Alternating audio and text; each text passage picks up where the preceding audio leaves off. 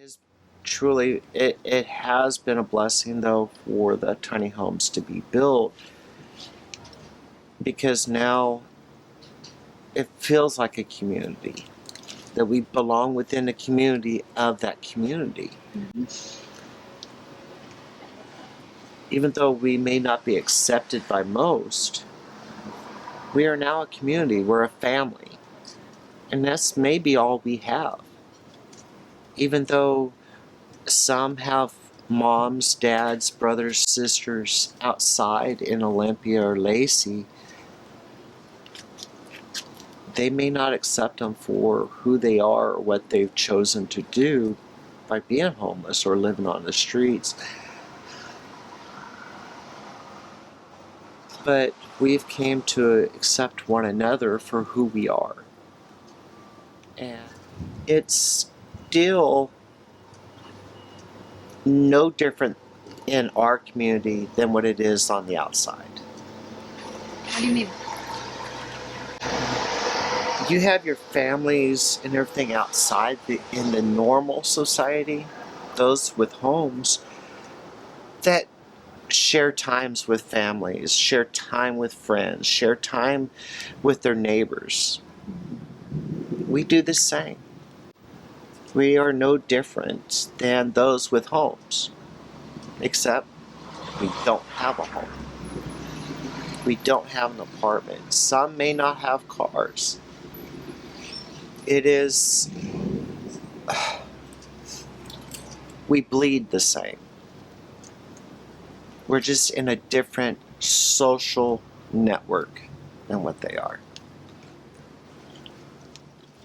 What was it like working on the micro homes with the city?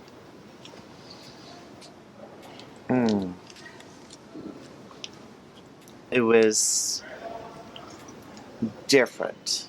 It was giving me the opportunity to work with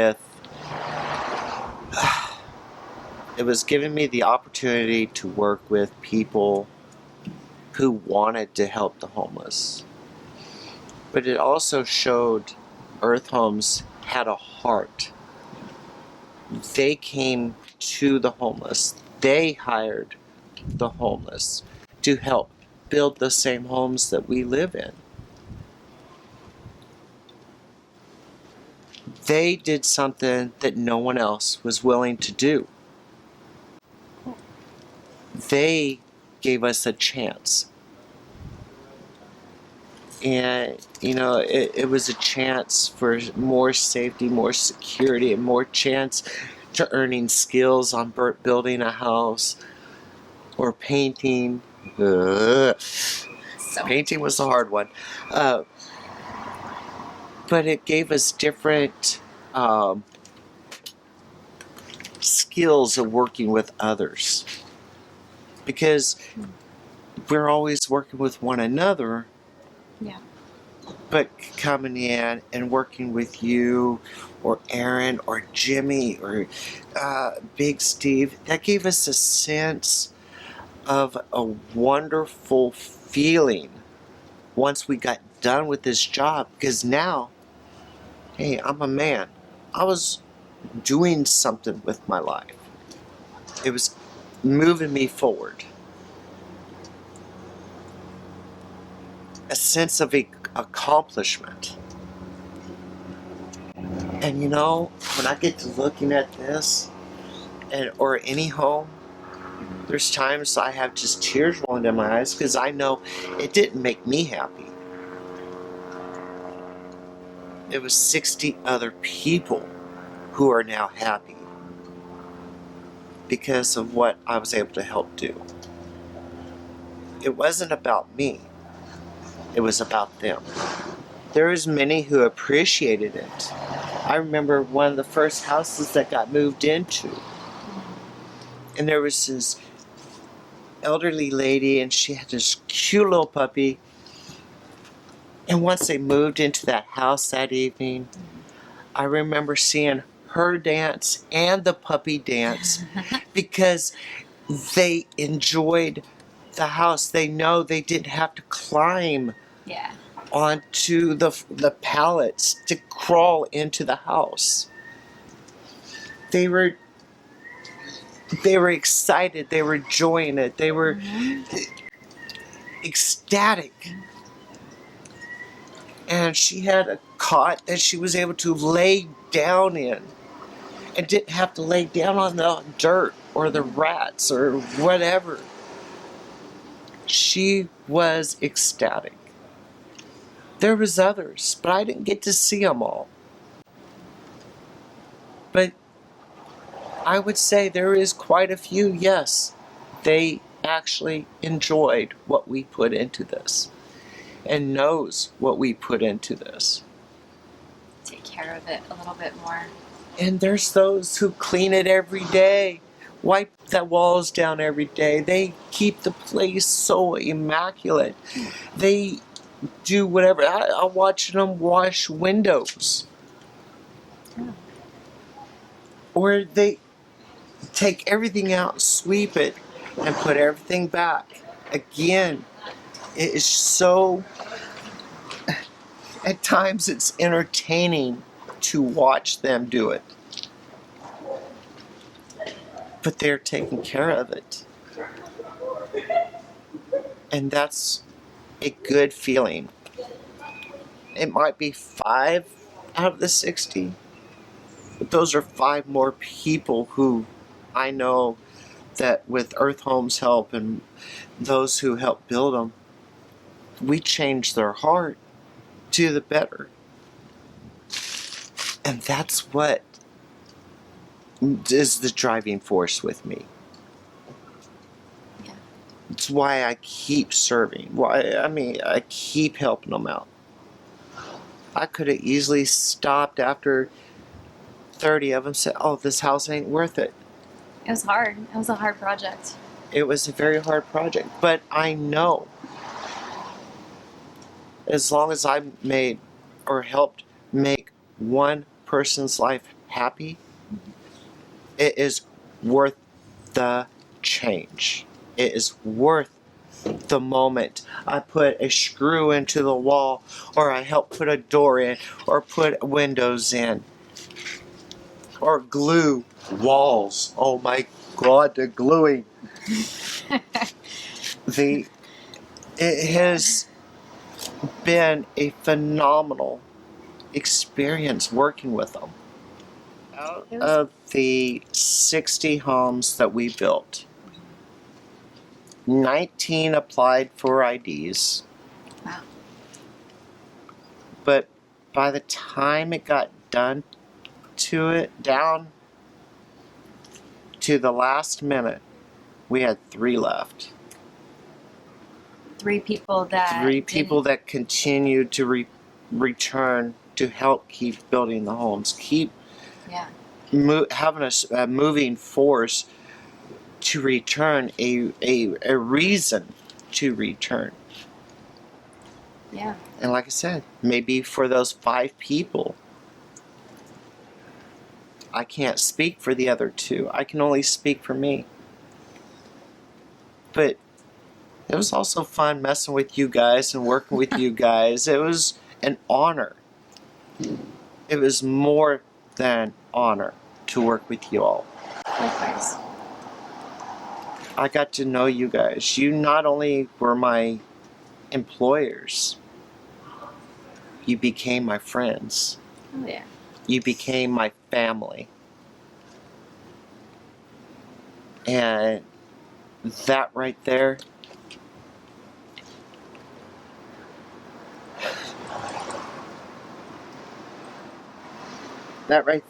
means so much to me. I don't have the family on the outside. But when I can truly call you my sister or I can't call you mom. Not your mom. But call you my sister, that means a lot to me. That right there.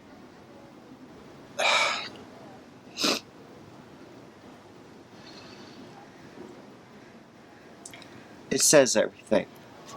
We went through a lot. I can't even put words to how I feel, how it changed me in here.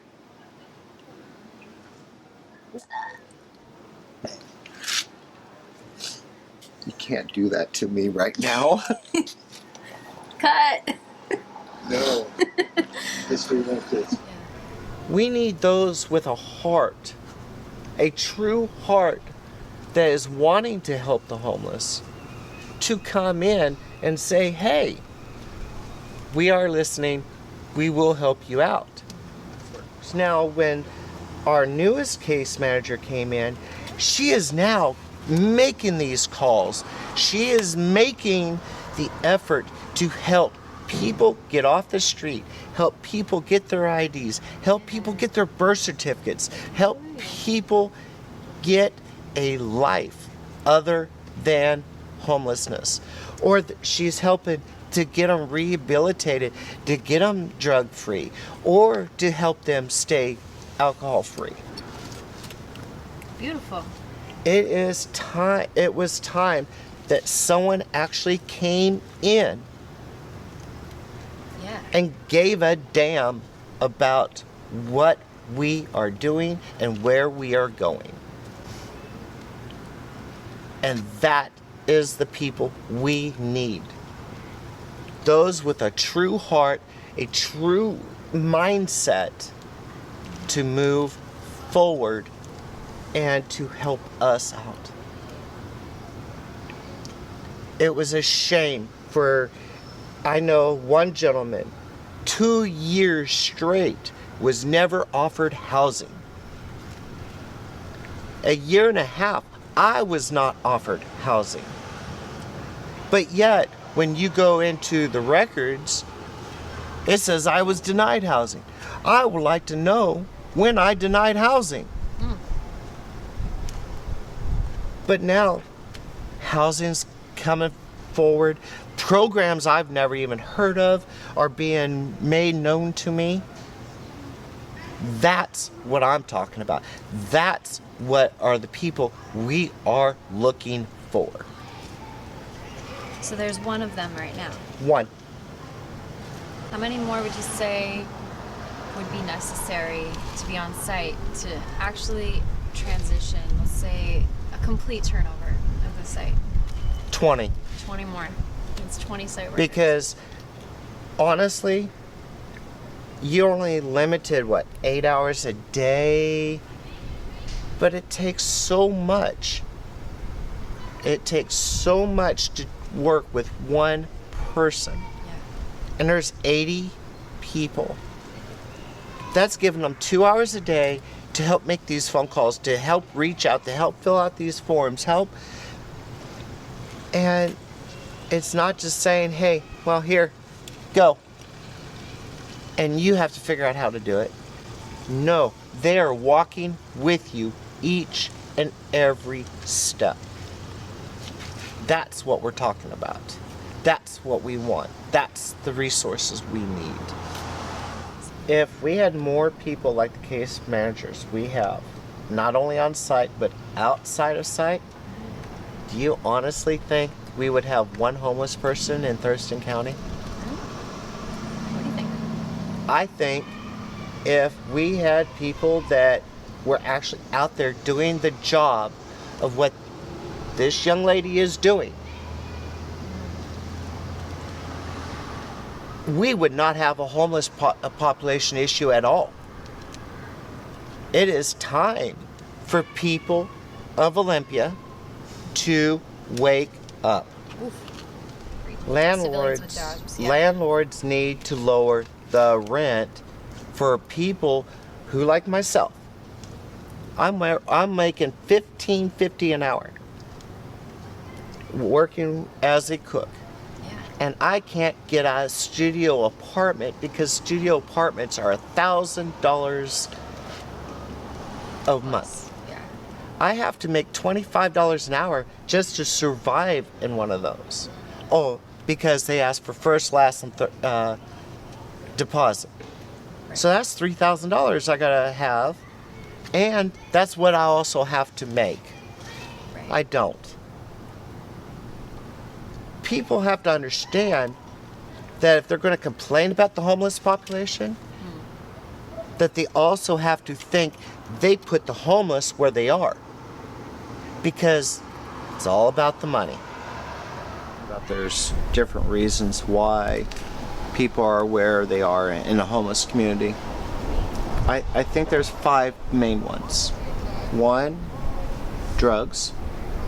2, alcohol. 3, they've done incarceration. 4, their family's just done with them and booted them out. Or 5, they choose to be where they are. Okay. As for me, what led to mine was I have lost 2 children in my life. They were born with a very rare heart disease. After my son passed away, I started drinking. Started drinking heavily. When I saw that the drinking wasn't getting me where I wanted, I thought, okay, start doing marijuana. And marijuana at the time was illegal. It wasn't doing it for me. So I started shooting up with Brown. And Brown's heroin. So after my daughter passed away, it got worse. I just couldn't stop. And because of that, it led me to be incarcerated.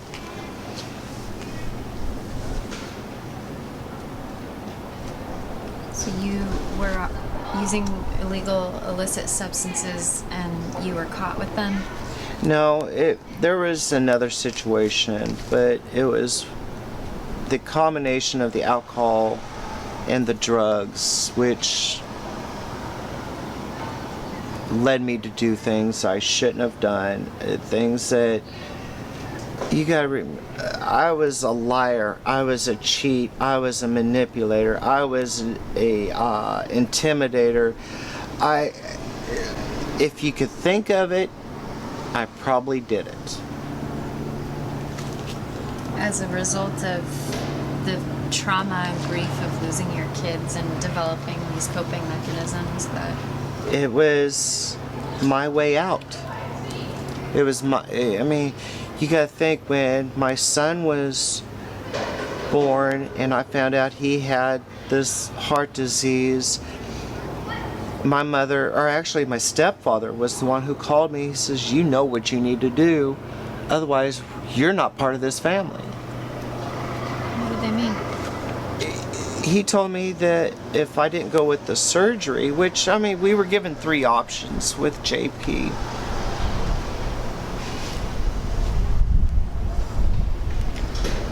We could either allow him to go peacefully, or it may have been with some pain.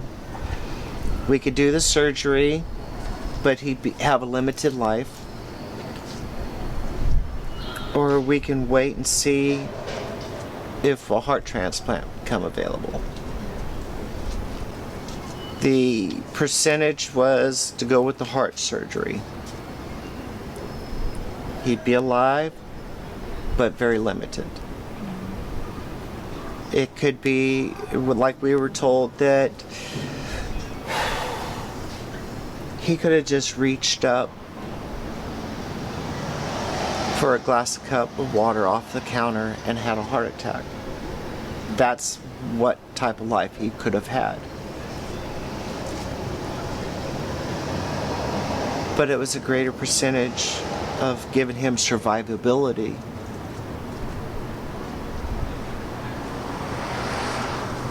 than the other 2. Now, I'm in a vulnerable state at the time. I'm being pressured onto what I needed to do. I don't think my family even thought about what was going through my head or through my heart at the time. It was more pressure than I think I could hold on to.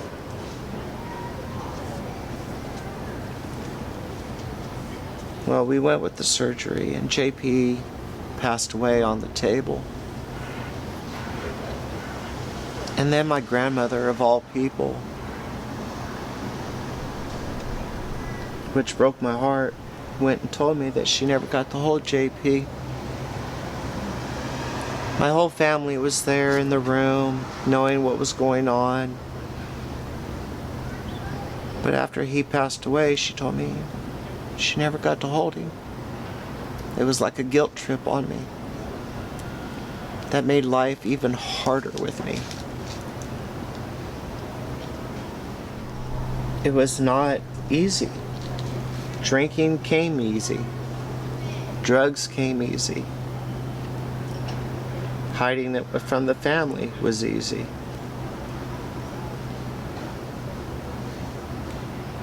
And then a few years later, Ashley was born. I was in the military at the time.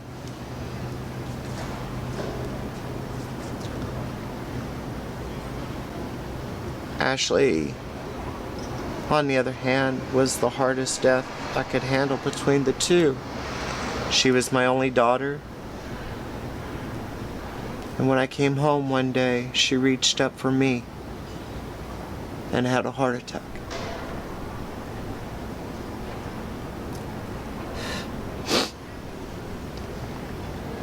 It was because of me, her love for me, that caused her death. And I can't get rid of that. That pain, that suffering, I can't get rid of. I live with it day in and day out. This was 17 years ago. And it don't get easier. The only thing that's different between now and then is I've been sober. I've been clean. But the pain is still here. It don't go away. When I see someone with their baby son or their baby daughter, it tears me apart because I didn't get that opportunity with my son or my daughter.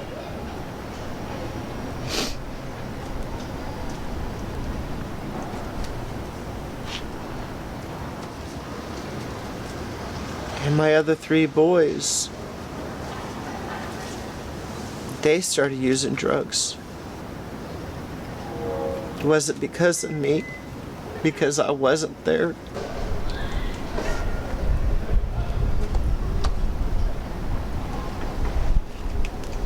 I've made some bad choices in my life. Do I regret them? Every bit. Now I have 5 grandchildren, none of them whom I've got to see. I've got pictures of them, thankfully, for my ex-wife. I've never got to hold any of my grandchildren. Now I know what my grandmother felt. But I turned myself in. That was a pivotal point because now I was being honest with myself. Wow. And it was time for me to make a change, to turn my life around, to make a positive life out of what I had. Yeah. As of now, I've been 6 years sober, or clean, 11 years sober. I'm going to school. And if you ever want, I'll get you some smoked duck. I'm sure you'll enjoy it. Take you up on that. But I've already completed 1 year in schooling at South Puget Sound. And my instructors, they know I'm homeless. They've been working with me outstanding. They are phenomenal instructors, and everyone up there has been helping me out. got a vehicle now, which helps me get back and forth to work, which, yeah, I got a job too, which, with everything working in place, I'm moving up.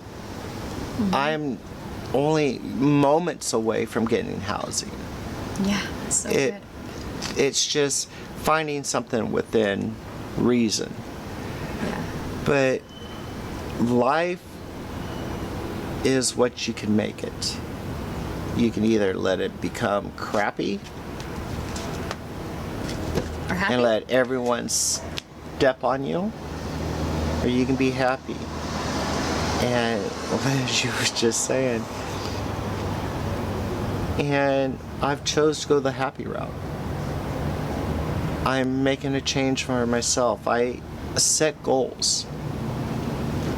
A year and a half later, after I get released from incarceration, who would have thought I would have completed 1 year of schooling, have a job, which, by the way, 3 weeks onto the job, I receive $1 raise. Who hears about $1 raise anymore, and especially 3 weeks after starting? Yeah, no. Working on a car, and it's just, the feeling inside. It's like, why didn't I do this earlier? Why didn't I take this step before? I think it was just being true to thy own self. I had to be honest with myself. Where do I want to be? Where do I want to go? What path do I want to take? And I believe each and every person, like down at the mitigation camp, could be in my shoes. They could be the one going to school, or the one having a job, having a car, getting ready to get housing. Yeah. It's just when they are ready. Just like when I wasn't ready till last year, or a year and a half ago. So yeah, last year. So it's just waking up one morning just saying enough is enough. Enough of the pain, enough of the guilt, enough of the self-destruction. And allowing myself to move forward and to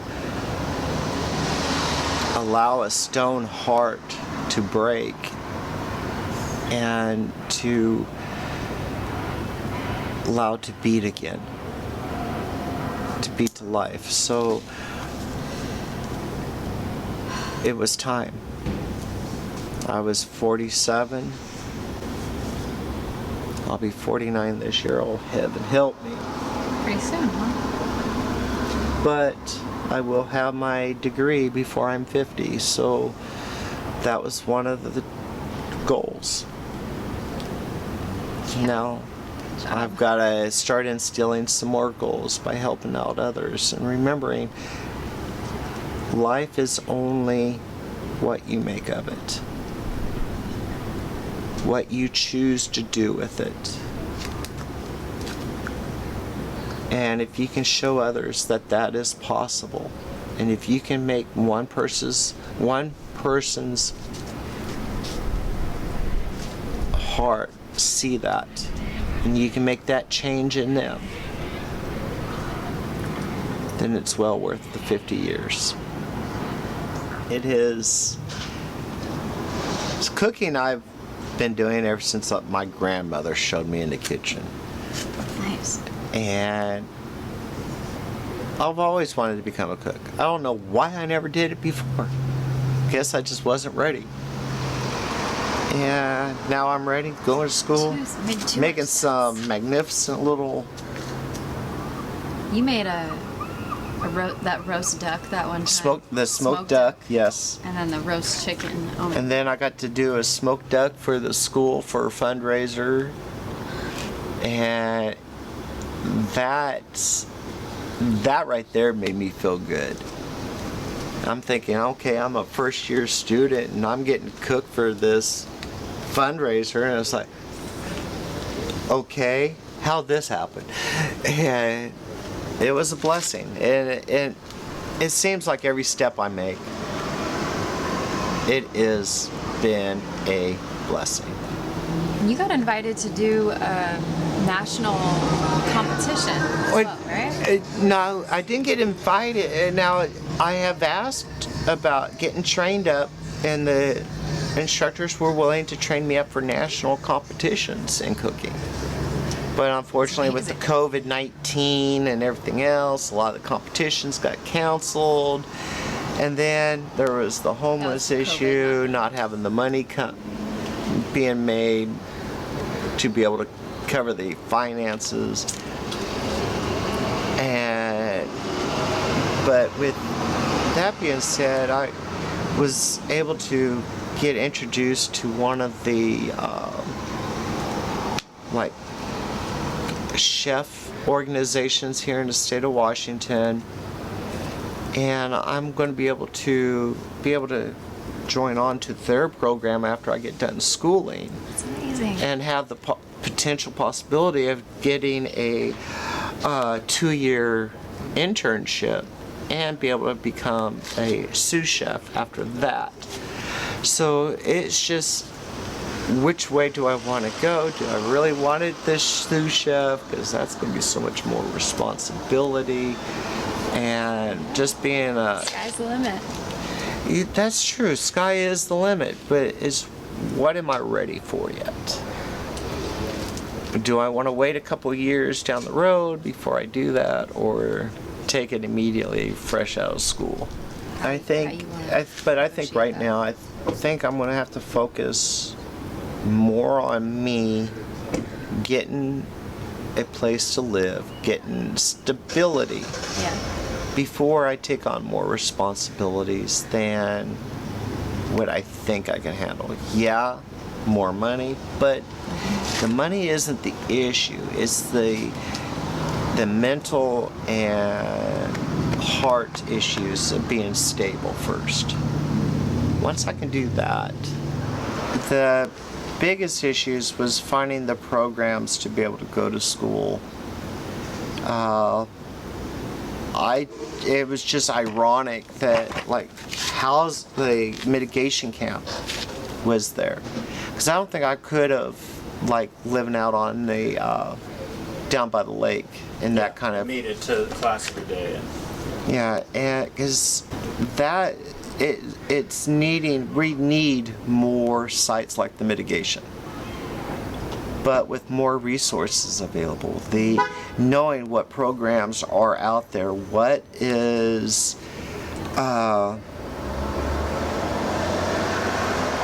and just the emotional and mental support of everyone saying, hey, you can do this. While working with Earth Homes, they gave me that emotional support, which I sorely needed. It was comical. I came back one day after we got our grades in one of my classes, and I was just so upset. And it was like, why are you upset? I says, it's my grades. And what's wrong with your grades? I says, they're at 103%. What's wrong with that? Because it wasn't my 110. And it was just, I try to put everything into my life now. But it was just the emotional support, just having somebody there. Because being homeless, it's lonely. Yeah. It is very lonely. Yeah, there's some that have partners out there, but it's very lonely at the bottom. And it's just, I just don't know what I would have done if it wasn't for those at Earth Homes and all the volunteers coming in and keep me encouraged to go through the classes.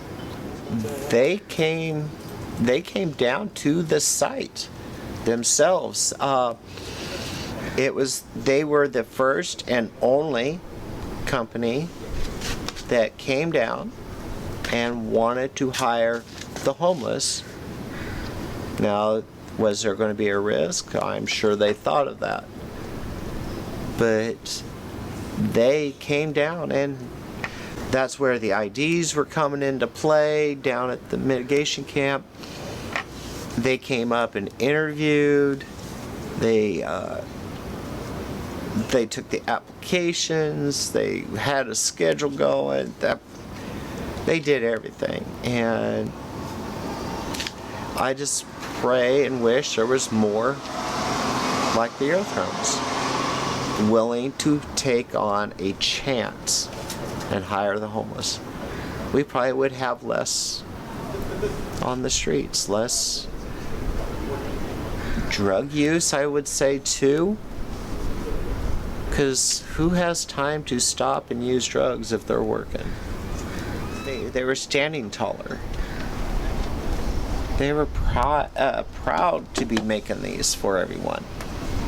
Hurtful when people would say something negative. Yeah.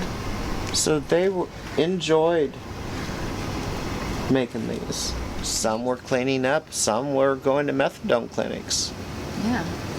They were wanting to make a change. And less were drinking. They were drinking less. And, that's just, it was a positive impact. They were having better relations with others, because now they were cleaning up, they were sobering up, they had a purpose, which was awesome. Yeah. And knowing that it was only a temporary gig, but they were making those changes. Yeah. They're just like any other person. Homelessness is not contagious. Homelessness is not a disease. I'm not going to give you homelessness by shaking your hand.